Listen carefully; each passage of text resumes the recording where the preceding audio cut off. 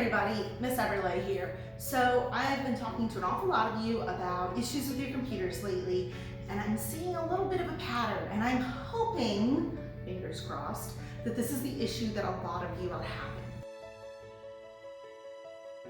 So a little bit of backstory first. So when you're on your computer, you may see websites asking you to accept something called cookies. Now, cookies are a little bit of a complicated thing and a controversial thing, but almost every website on the internet uses them.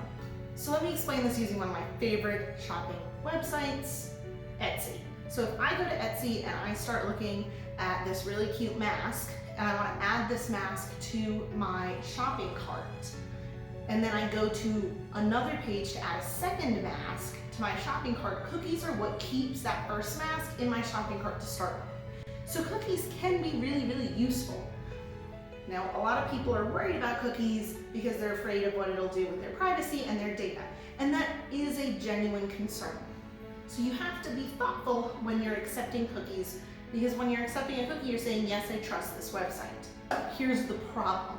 Many of you have disabled cookies on your Chromebooks and your computers. And you know, that it's fine if you want to disable cookies from certain websites, but cookies are what lets Canvas and Google talk to each other. And if you've disabled cookies, you've essentially cut the wire that connects the two.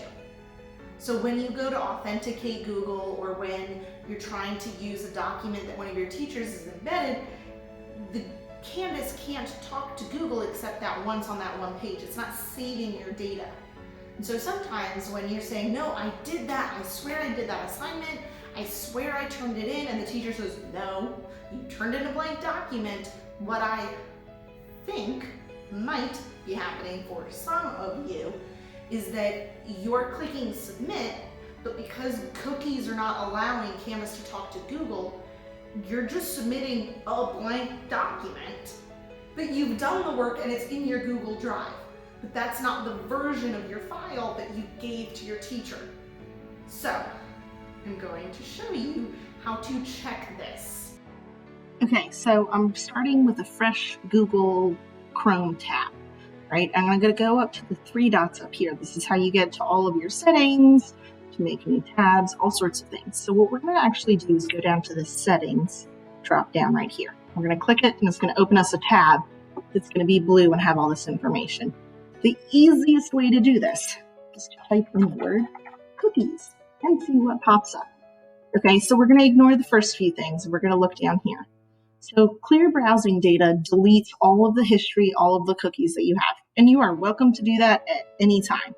But what we really want to look at is cookies and other site data, this one right here. So I'm going to click on it. And I want you to look at what your settings are here. Some of you have clicked block all cookies or block third-party cookies. Okay, that's part of what's causing trouble. So I like to keep mine on block third-party cookies in incognito. Most of you should probably be clicking allow all cookies, right? That still doesn't mean every time a site asks you if you want to accept cookies that you have to say yes. You don't. You are choosing to trust the website when you choose to allow cookies. I'm not saying to accept every cookie ever. That's not good internet safety. But if we allow cookies, what we're saying is, yes, I will allow cookies if I choose to accept them on that website.